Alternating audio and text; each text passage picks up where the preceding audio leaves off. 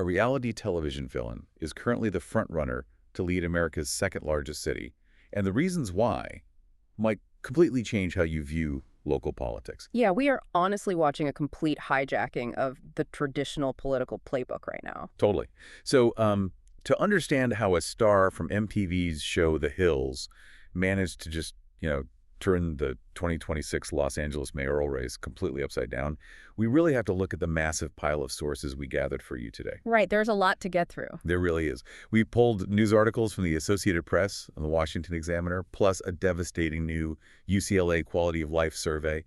Oh, and Wikipedia background pages. And we also have that deep polling data from the Independent Voter Project. Yes, exactly. We even pulled the official, very dense 2026 election rules straight from the LA City Clerk's office. So our mission for this deep dive is to unpack exactly how voter anger and bureaucratic failure are reshaping a massive political landscape. You really do need every single piece of that stack to see the whole board because it is a very complex picture. Absolutely. Now, before we get too deep, I need to make something crystal clear for you listening. Our sources today contain some highly charged political rhetoric. Definitely. Right. They include very strong arguments from both left-wing and right-wing perspectives. So we want to state up front that we are not endorsing any of these viewpoints. No. We are not taking sides. Our job today is strictly to lay out the factual content and explore the arguments contained inside these sources so you can draw your own conclusions about what is happening. Right. So to really grasp the anger driving this specific election, we have to establish the backdrop. Everything traces back to the catastrophic 2025 Palisades Fire. Yeah, that disaster acts as the engine for this entire race. Exactly. The fire ripped through Los Angeles with terrifying speed. It destroyed 17,000 homes. Wow. Yeah, it caused billions of dollars in damage across the region. And the most shocking statistic in our sources is that now, 17 months later, residents report that almost no homes have been rebuilt. I mean, think about that timeline for a second. 17 months. That's a long time. You have tens of thousands of displaced residents who are essentially stuck in a holding pattern, just begging for building permits and navigating endless red tape just to try and get a roof back over their heads. And that standstill creates a very specific, potent kind of public frustration. Like when the basic machinery of a city stops working for the people who live there, the environment becomes incredibly volatile. So you have a city paralyzed by red tape and a plunging quality of life. Naturally, the voters are looking at the people in charge. Right. But let's look at what it actually takes for a normal citizen to step up and run for mayor in this environment to try and fix things. When you pull up the city clerk's official rules, the bureaucratic reality of running for office is basically a fortress. Oh, it really is. To simply get your name printed on the ballot, you had to file a declaration of intention by February 7. Then you either pay a $300 fee and collect 500 perfectly valid voter signatures. Or you pay $0 and collect 1,000 valid signatures. Right.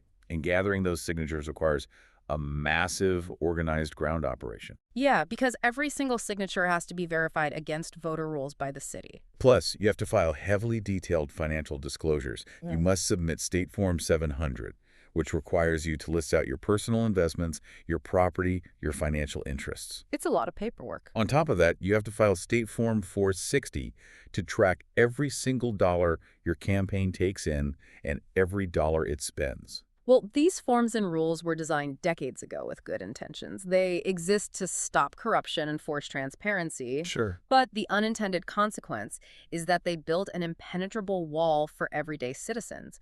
The city builds these high walls to make sure candidates are serious, but those high walls exist in a city where the daily reality for residents is literally collapsing. Okay, let's unpack this. We have a city enforcing all these incredibly complex filing rules and massive bureaucratic structures to run for office. Right. But meanwhile, the residents are suffering.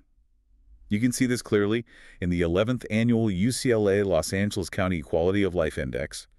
The researchers surveyed 1,400 residents, and the overall satisfaction score plummeted to a record low 52 out of 100. Yeah, a 52 out of 100 is the lowest score in the entire 11-year history of that survey. Wait, really? The lowest ever? The lowest ever. It is essentially a failing grade for the city. Residents reported the steepest drops in their satisfaction with public education, traffic congestion, and the crushing cost of living. Wow. Out of the 9 major categories they track, 6 of them hit all-time historic lows. It feels like asking people to navigate a complex legal maze while their house is literally on fire. That's a good way to put it. I mean, it's this massive disconnect between City Hall's obsession with red tape and the residents' immediate painful trauma exactly what creates the opening for an outsider to swoop in. Absolutely. That is the core mechanism of a populist wave. When the normal system fails to protect people from disaster, voters stop caring about a candidate's traditional political experience or their resume. Right. They stop looking for a manager and start looking for someone who loudly validates their anger. Which brings us to the current mayor, Karen Bass. She isn't just dealing with bad poll numbers. She is dealing with a fundamental break in public trust because of where she was when the fire started. Yeah, the polling shows she faces a very steep uphill climb. She currently has a 25% approval rating among likely voters, with a massive 40% remaining undecided. That's a huge chunk of undecided. It is, and the sources point to two major controversies that fractured her standing. First, her physical absence during the Palisades Fire. She flew out to Ghana on a diplomatic mission to attend a presidential inauguration. Right. The problem is, she left right when forecasters predicted severe Santa Ana winds. Those are the dry, fierce, high-speed winds that sweep through Southern California and turn dry brush into an absolute powder keg. And the fires broke out while she was halfway across the world. I mean, the optics of leaving your city during a severe fire warning to attend a ceremony in another country are incredibly tough to defend to people who just lost everything. Very tough. And the second issue compounded the first. Her administration currently faces heavy allegations that they watered down an official after-action report from the fire department. Wait, watered down the report? Yeah. The claim is that her office softened the language to hide failures in the city's emergency response. Ah, I see. Mayor Bass strongly denies this, but, in politics, the perception of a cover-up often causes lingering damage regardless of the facts. And that lingering damage sets the perfect stage for our challenger. Mm-hmm. Enter Spencer Pratt. If you were watching MTV in the late 2000s, you know him as the ultimate reality TV villain from the show The Hills. Well, yeah. He lived in the Pacific Palisades. His own home and his parents' homes were completely destroyed in the fire. So the disaster was deeply personal for him. He used the exact one-year anniversary of the fire to launch a populist conservative mayoral bid. Right. He didn't just hold a press conference. He sued the city. He traveled to Washington, D.C. to demand federal investigations into the fire response. He successfully rebranded himself from a reality television star into a populist crusader fighting a broken system. Let's break down the actual policies, Yeah. because the contrast between Pratt and Mayor Bass is incredibly sharp. Very sharp. Mayor Bass operates with the backing of the established Democratic Party, powerful labor unions, and major cultural figures like Magic Johnson. She focuses her administration heavily on government-funded initiatives. Right, like housing. Yeah, her strategy is to move people from street encampments into temporary and permanent public housing.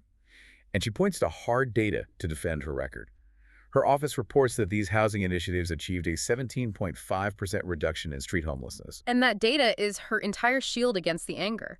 She is basically telling voters, look, I know you are frustrated and I know recovery is slow, but the math proves my strategy is actually working. We just need to stay the course. Pratt, on the other hand, pushes a completely different view of reality. He is backed by Los Angeles Lakers owner Jeannie Buss and various conservative media commentators. Yeah. He rejects the housing-first approach entirely. He blames the street crisis on super meth and fentanyl. He takes a very aggressive get help or get out stance, promising zero encampments. And he wants to completely stop using taxpayer money to build housing for the unhoused. Right. He also pledges to launch criminal audits into the NGOs. Those are the non-governmental organizations, basically the massive nonprofits that receive billions of dollars in city funding to manage homeless services. That's a huge shift in policy. Oh, definitely. And on the public safety front, he wants to dramatically expand the LAPD by hiring thousands of new officers. He also vows to heavily penalize and jail people who participate in street takeovers. Oh, those massive illegal intersection takeovers by stunt drivers that paralyze local traffic. Exactly. It is a very hard-line law and order platform. But we should also mention Nithya Raman. She is a progressive city council member challenging Mayor Bass from the left. Right. She argues against Pratt's hardline police approach. But she also says Bass's programs are way too expensive and merely put Band-Aids on the problem. Raman pushes for broader, deeper structural reforms to the housing market and city governance. What's fascinating here is how the race splinters the electorate. Yeah. Pratt attacks the political establishment from the right, Rahman attacks it from the left, and Mayor Bass tries to hold the center by pointing to her 17.5% reduction data and her union support. I want to push back on Pratt's platform for a second, just looking at the sheer math of what he is proposing. Okay. Think about this. If a candidate wants to dramatically expand the police force, which means hiring thousands of new officers, paying their salaries, and funding their pensions. Right. But he also wants to slash the overall budget by stopping public housing construction. How does that math actually work in a city that is already struggling with a massive budget deficit? I mean, can you realistically fund a massive police expansion just by auditing nonprofits? That is the exact vulnerability his critics point out. Governing requires actual balanced budgets. Exactly. Hiring thousands of police officers costs hundreds of millions of dollars. Pratt argues that the city wastes so much money on the bureaucracy of homelessness that cutting those programs will easily fund the police.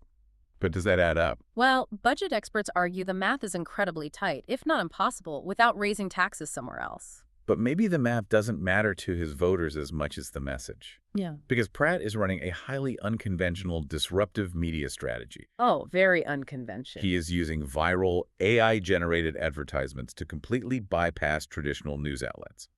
In one video, he uses AI to cast himself as Batman, saving a dark, dystopian Los Angeles from Mayor Bass, who is portrayed as the Joker. And it worked. The video generated millions of views instantly. Traditional campaigns rely on press releases and town halls. He relies on pure visual spectacle. He also knows how to create an unforgettable visual contrast. Our sources highlight one specific, highly memorable campaign ad. The Airstream one. Yes. Pratt stands in front of a modest Airstream trailer parked on his flattened, burned-down property in the Palisades.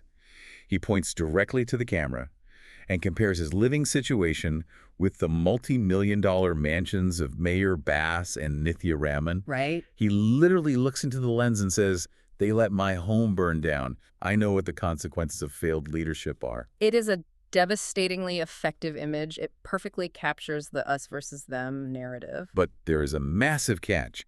The entertainment news site TMZ reported that Pratt is not actually living in that Airstream. No. He is actually living at the extremely luxurious Hotel Bel Air, while his family is based up the coast in a Santa Barbara estate. Yeah. He never slept in the trailer. You know, in a traditional political era, a story like that, getting caught faking your humble living situation, would immediately sink a campaign. Totally. It destroys the illusion of the everyman. But in the modern digital age, the viral image often overpowers the factual correction. And speaking of things working differently in the digital age, let's talk about how traditional political attacks are backfiring. This is perhaps the best example of how chaotic this race has become. A group of established labor unions funded a heavy attack ad meant to destroy Pratt's momentum. Okay. The ad warned voters that Pratt opposes using taxpayer money to build houses for the homeless, that he wants to rapidly expand the police force, and that he believes public employee unions hold too much power over the city. Wait, they just listed out his actual campaign promises in an attack ad. Yes. Wow. The unions meant to signal danger. They wanted to scare moderate and left-leaning voters away, but they completely misunderstood the mood of the electorate. It triggers a psychological mechanism called negative partisanship. Interesting. In our current digital age, an ad designed to signal danger to a union member acts as a massive dog whistle of authenticity to a frustrated independent voter. Oh, I see. To an angry resident stuck in traffic who just read that the quality of life score is 52 out of 100, opposing taxpayer-funded housing and expanding the police sounded like great ideas. Right. The attack ad went viral among conservatives and moderates. It basically functioned as a highly effective, free promotional video for Pratt's campaign. Here's where it gets really interesting. When you look at Pratt filming a gritty video in front of an empty Airstream while actually sleeping in the Hotel Bel Air, or a union attack ad accidentally acting as a massive hype video, modern political campaigning looks exactly like reality TV editing. It really does. It's all about producing a feeling in the viewer. It makes you wonder, does authenticity even matter to voters anymore? Or are they just looking for whoever can deliver the most disruptive, entertaining performance that matches their own internal anger? The sources strongly suggest that right now, anger matters significantly more than traditional authenticity. Yeah. When 54% of voters tell pollsters the city is headed in the wrong direction, They don't necessarily care if a candidate sleeps in an Airstream trailer or a luxury hotel suite. They only care that the candidate is pointing a very loud finger at the establishment that they blame for their daily problems.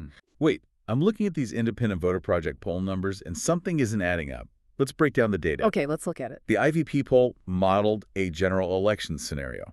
If the general election happened today, Spencer Pratt leads the entire pack with 27%. Karen Bass follows closely at 24%, and Nithya Raymond sits right behind at 23%. It is a statistical dead heat. Anyone could win.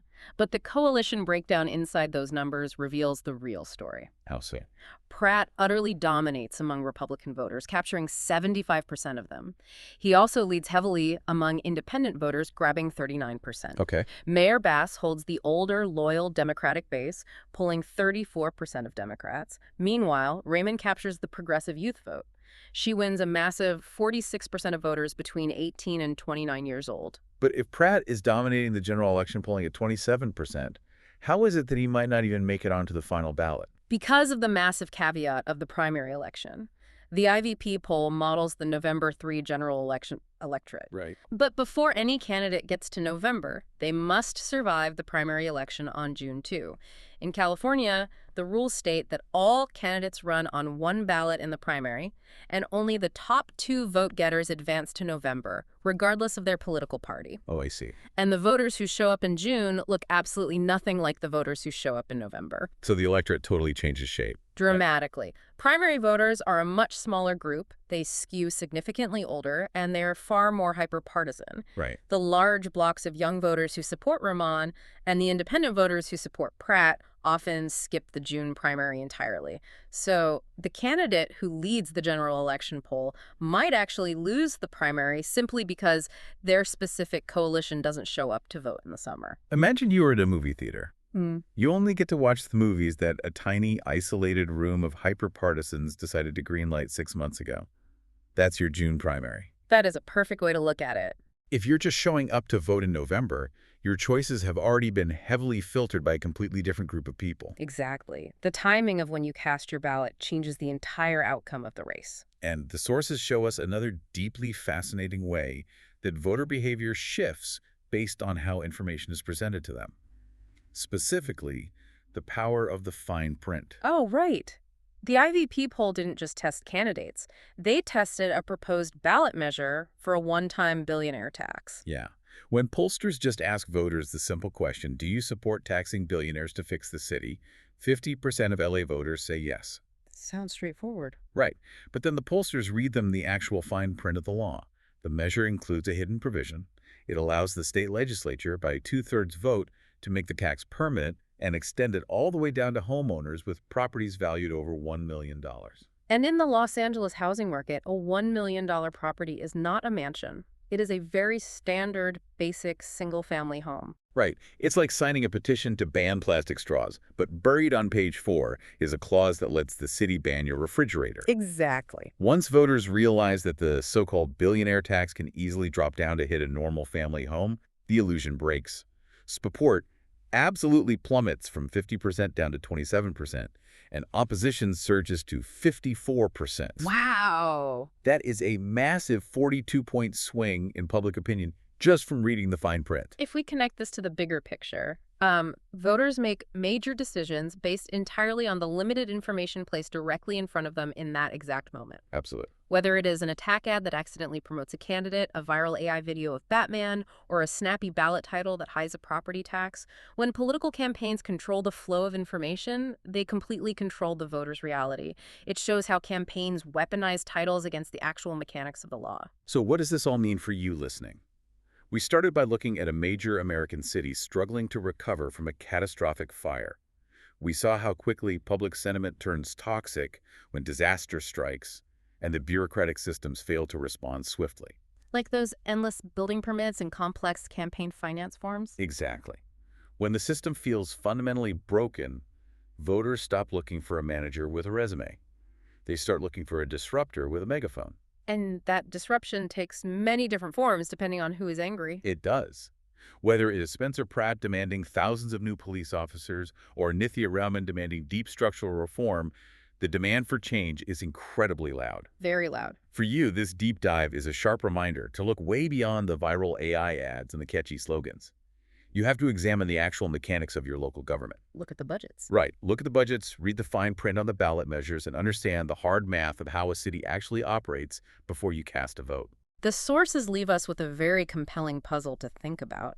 We know the voters who decide the primary in June are just a tiny fraction of the people who will vote in the November general election. Right. It makes you wonder, if the menu of candidates is chosen by a small, hyper-partisan minority, is a radical populist disruption actually a glitch in the political system, or is it exactly what the system was designed to produce all along? A question that definitely lingers long after the polls close. Thank you for joining us on this deep dive. Keep questioning the narrative, keep reading the fine print, and keep digging into your own sources. We will see you next time.